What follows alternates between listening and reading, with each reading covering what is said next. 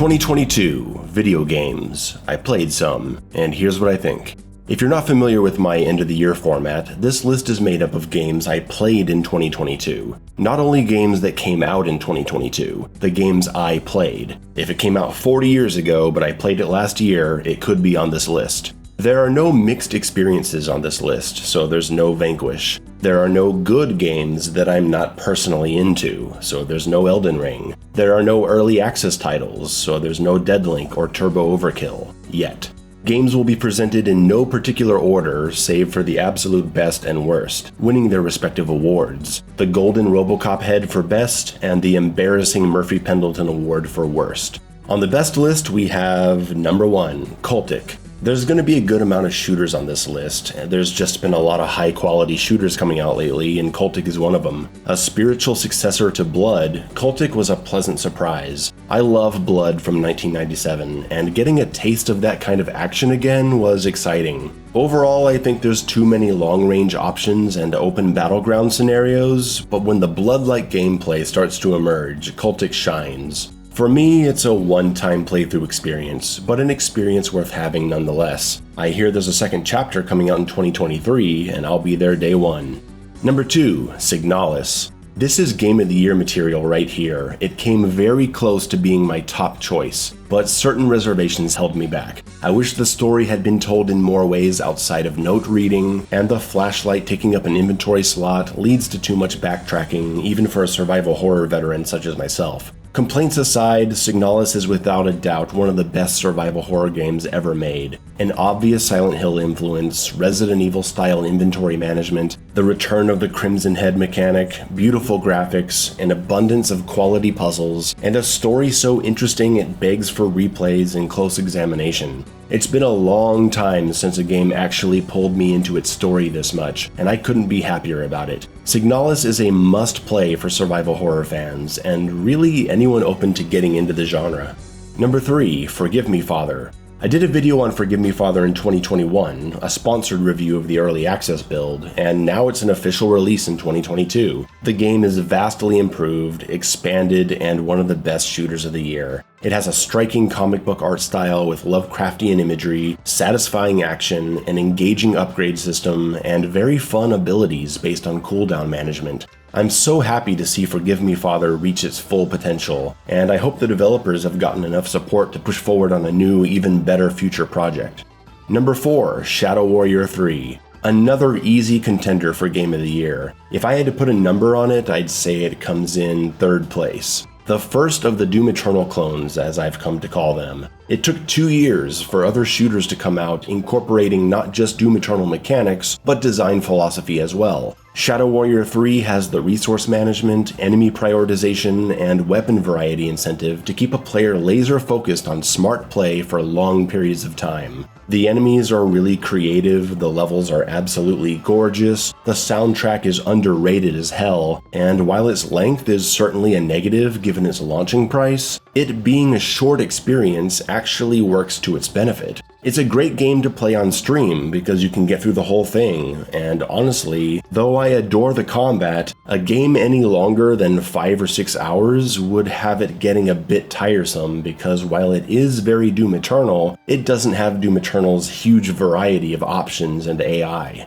While most shooters are one and done for me, Shadow Warrior 3 will be something I can come back to for years. Number 5, Blazing Chrome. Man, sometimes you just need a good old linear run to the right and shoot everything kind of game, and Blazing Chrome delivers it. With well-balanced 2-player co-op action, fun weapon and targeting mechanics, and rock-solid pacing. Blazing Chrome gave me several days of excitement at a time when I needed it the most. Not much else to say. If you like old-school Contra and Metal Slug, play Blazing Chrome. Number 6, Killer Instinct. Yeah, just recently I finally played Killer Instinct. I actually avoided it like the plague when it came out because it was made by Double Helix Games, who I will never forgive for Silent Hill Homecoming. I was right to be skeptical, but all I've heard were positive things about this game for years. I even watched some tournaments here and there. I finally played it, and man, what a fighter. I'm terrible at it. I never took the time to learn how to play. I just played around with it on the most superficial casual level possible for a few days about 11 months ago, so I've forgotten everything about it. But wow, those were a fun few days. If I had picked it up back in 2013, I probably would have gotten into it on a tournament level. I'm sad I didn't.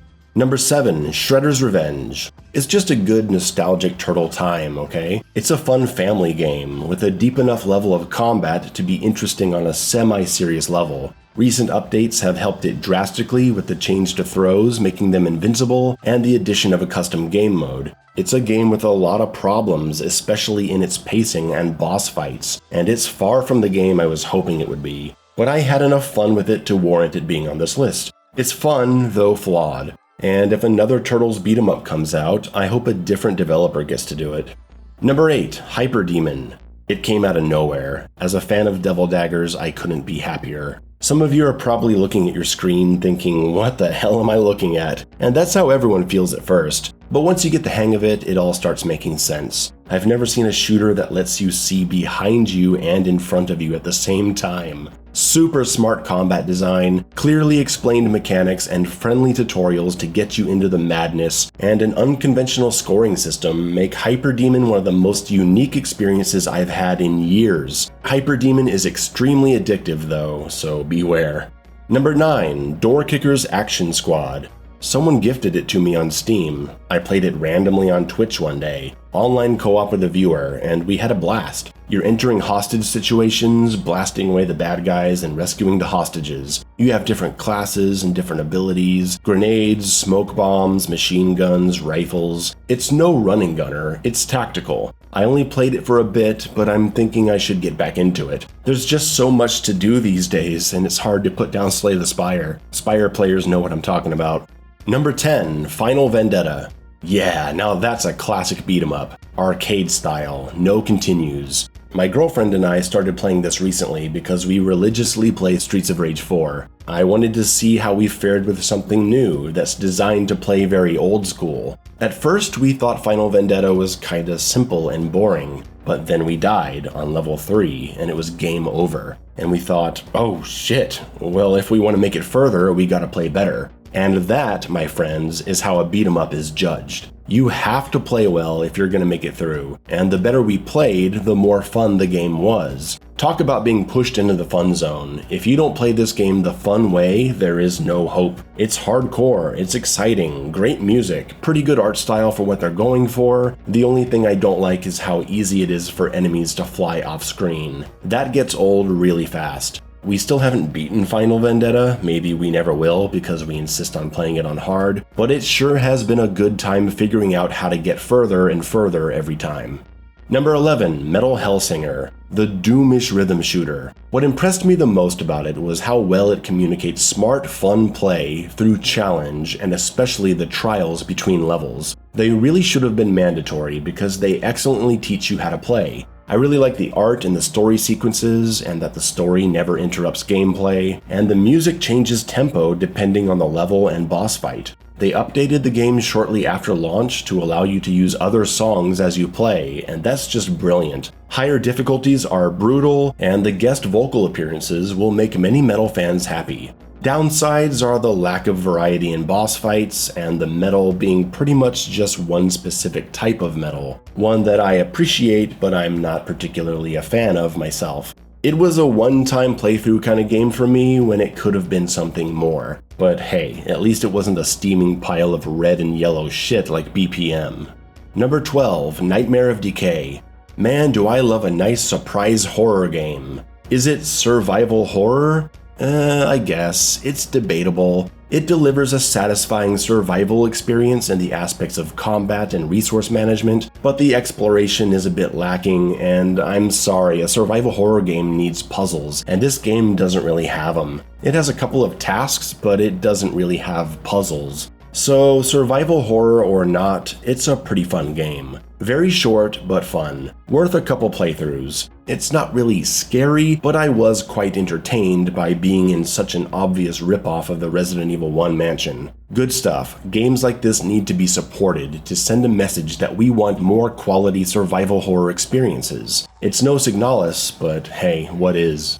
Number 13, Postal Braindamaged. I don't have enough to say about Postal Braindamaged to warrant a video on it, but I want to mention it here. I played the hell out of the first 2 Postal games growing up, and while Postal Braindamaged definitely isn't that kind of experience, it is a very fun mobility shooter with intense arena fight action, creative level design, and so much environmental variety and confidence in itself that you can't help but love it. It definitely knows its target audience, as evidenced by the level based on Quake 2, and it got some genuine laughs out of me with its ridiculously exaggerated humor. Fighting a giant Karen in a Walmart and flying up through a tunnel to kill the literal coronavirus were big highlights for me.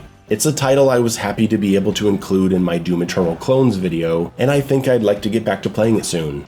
Number 14, Prodeus. If you judged my opinion on Prodeus just from my very critical video about its checkpoint system, you may think I didn't like it. It's also my fault for titling it simply based on my criticism, so I added "but it's also good" to the title. I think that's good enough. Because seriously, the design decisions here will baffle me for the rest of my days on this cursed planet. I'm still upset about it, and I felt it was more important to strongly focus on what I felt to be a significant problem the game has, rather than showering it with even more praise that it was rightfully getting from everywhere else. Everyone knows how cool it looks, how good the guns feel, how awesome the gore is, how much the soundtrack rocks. You don't need me to tell you that. Prodeus sabotages itself by allowing you to infinitely respawn when you die while keeping all the enemies dead, so there's no punishment for dying unless you're going for deathless speedruns, and that just sucks all the fun out of the experience. But man, the experience up until you die is great. It's a testament to how good the game is when it can have such a poor and busted checkpoint system, and I still play it all the way to the end. I replayed it. I went around in co-op trying to 100% the secrets, something I never do. Prodeus got me to do that, so it's gotta be good.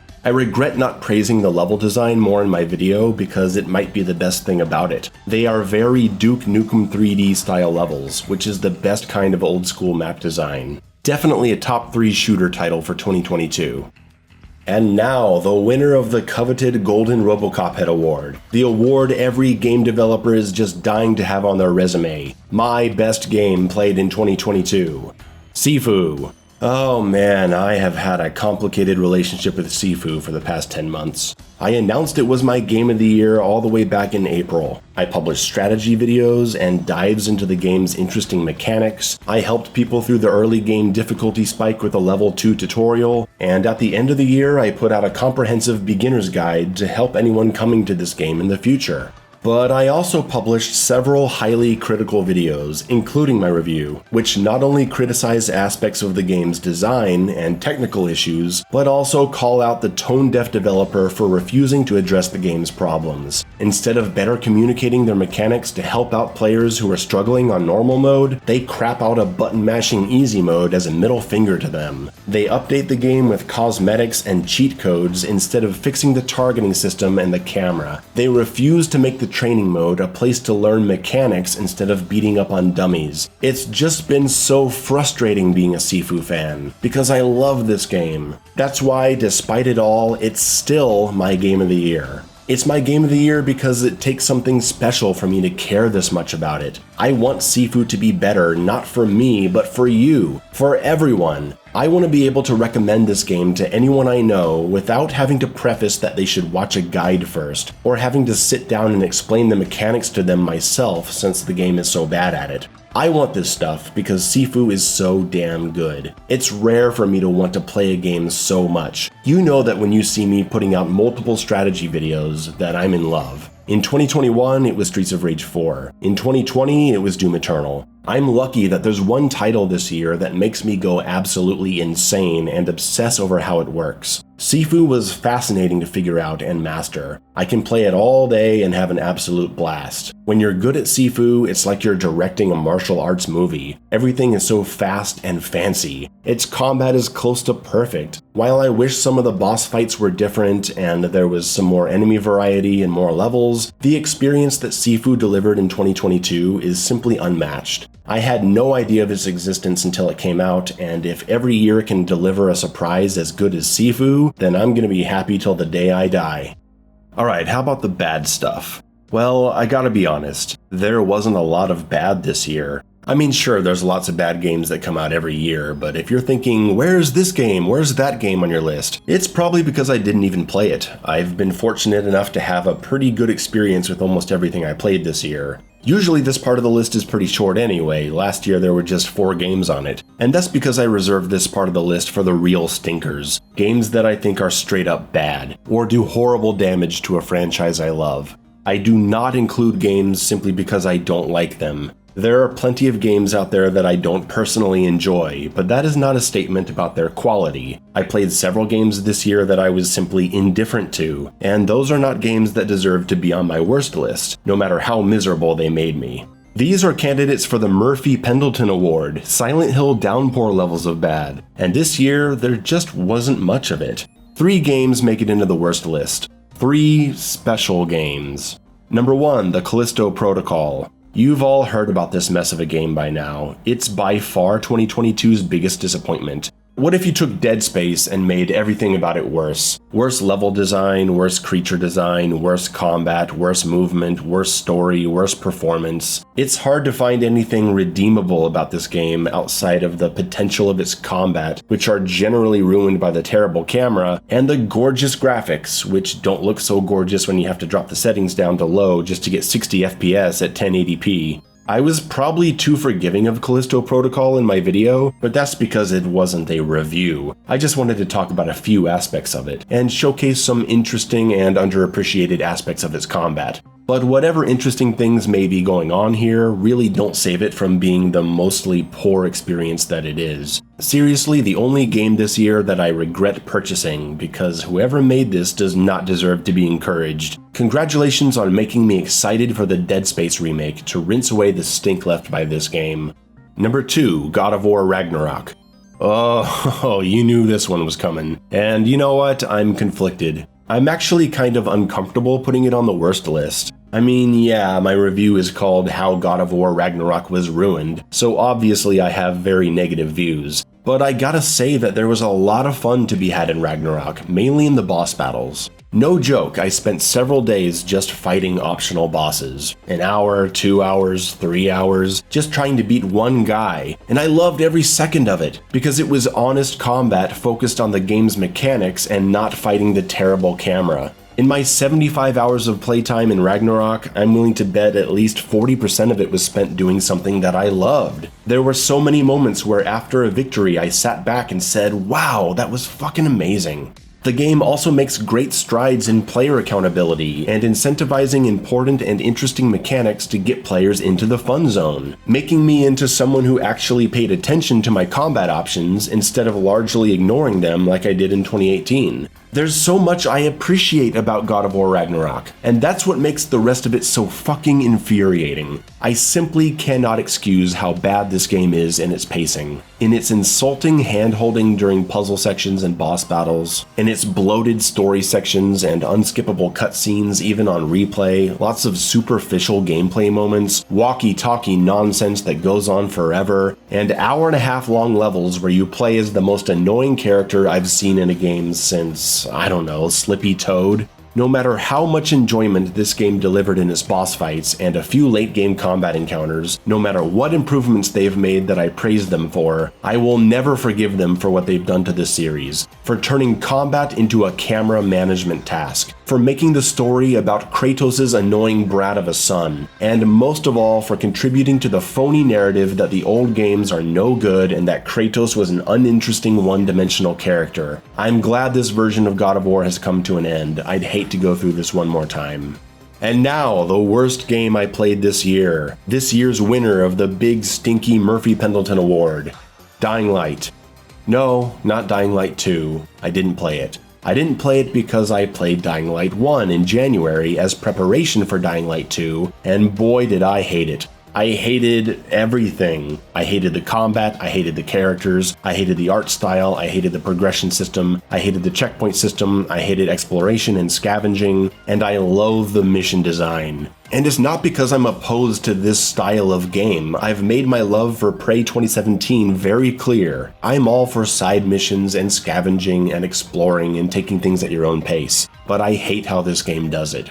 I don't have a raging emotional hatred for Dying Light the way that other worst of the year titles have earned. I'm not offended by it like Resident Evil Village. I don't think the game is an absolute joke like Deathloop. It didn't scar me for life like Alien Isolation. No, it's just a game that absolutely perplexes me, and I literally didn't enjoy a single moment of it. I appreciate that people ask me to play games they like to see what I'm gonna say about them. I really do. I enjoy that everyone told me to play series and I plan on continuing it. I've found some really interesting titles that I wouldn't have played otherwise, but goddamn, I didn't expect Dying Light to be this bad. And that's no disrespect to anyone who likes it. I know people who swear by this game. I don't think any less of them. And it feels bad to be talking shit about a game that a friend loves. But hey, we all have a game or band or a movie that we love that our friends think is crap. Who's right and who's wrong? I don't know, doesn't matter. All I know is I couldn't take more than 10 hours of Dying Light before I swore to never ever play it again.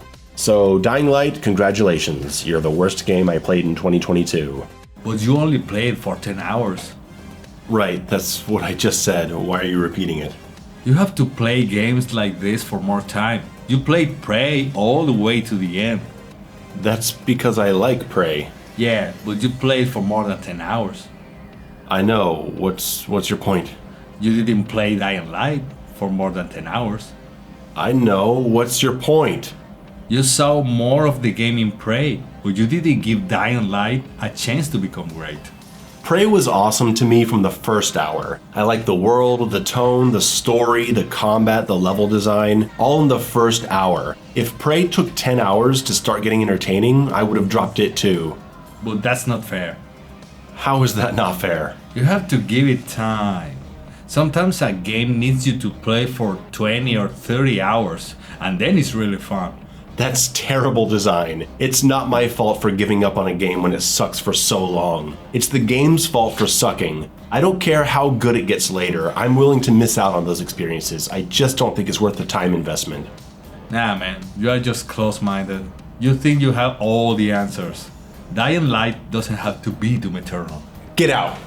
Get the fuck out. Alba, get out. You're gonna regret You are no longer welcome You're gonna here. regret this. You are no longer welcome here. No, Get out. no. Get the fuck out. Get Give me out. time, I'm done give me with this. time. We're done with this.